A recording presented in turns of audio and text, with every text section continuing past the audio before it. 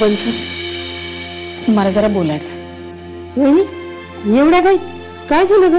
अहो नाही काय, आता लक्षात आलं तोवर बोलून टाकते, नंतर विसरून जाईल. अगं पण एवढं काय? आणि अहो आता आपण घाई करायला पाहिजे.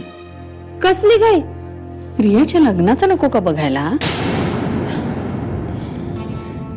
वहिनी आता तिच्याच मनात नाही तर आपण किती बी करून काय उपयोग आहे?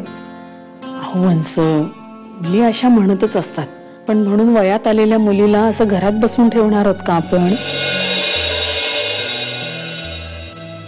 हे काय नवीन आहे या घराला? वंस,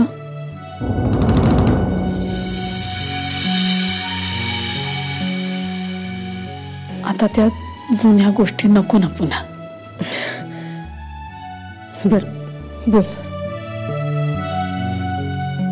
प्रियाच्या आईनं माझ्यावरची जबाबदारी टाकली आहे, ती पार पडायला हवी ना मला.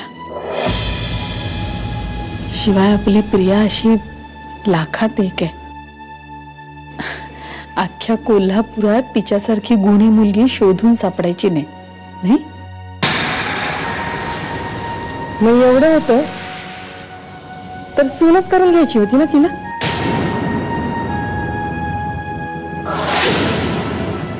बरोबर आहे तुमचं, पण मी ह्या दृष्टीने कधी विचारच केला नाही बघा.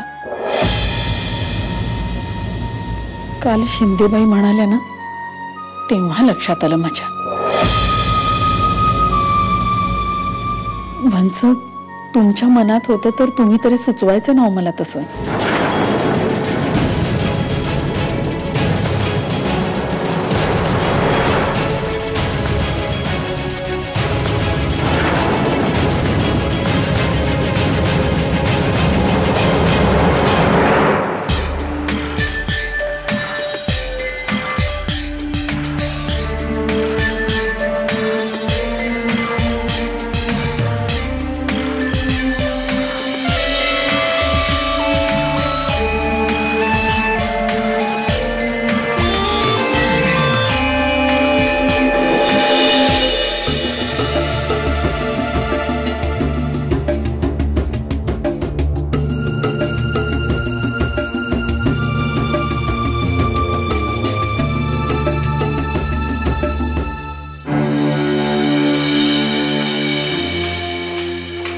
मंजिरी,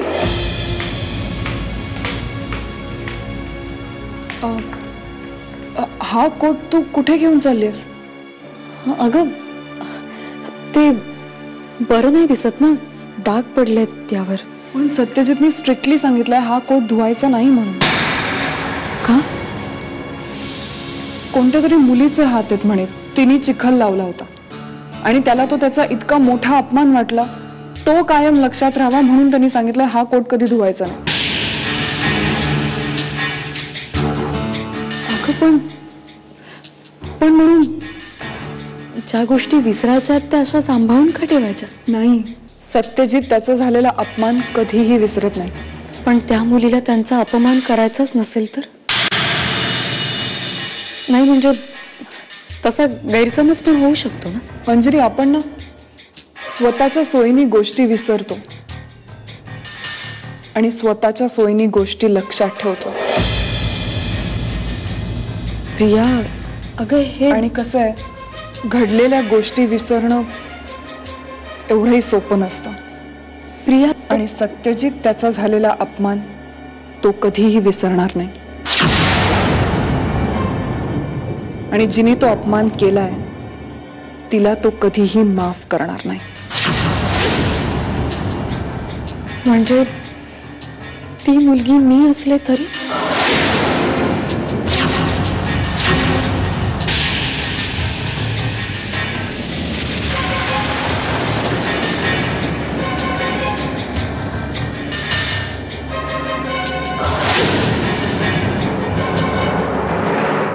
कोट म्हणजे तो कोट ज्यावर चिखलाचे डाग आहेत,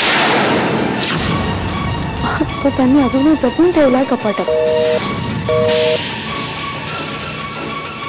इतका वेळ कोणाशी बोलते? माझा फोन आहे, कळत नाही हिला.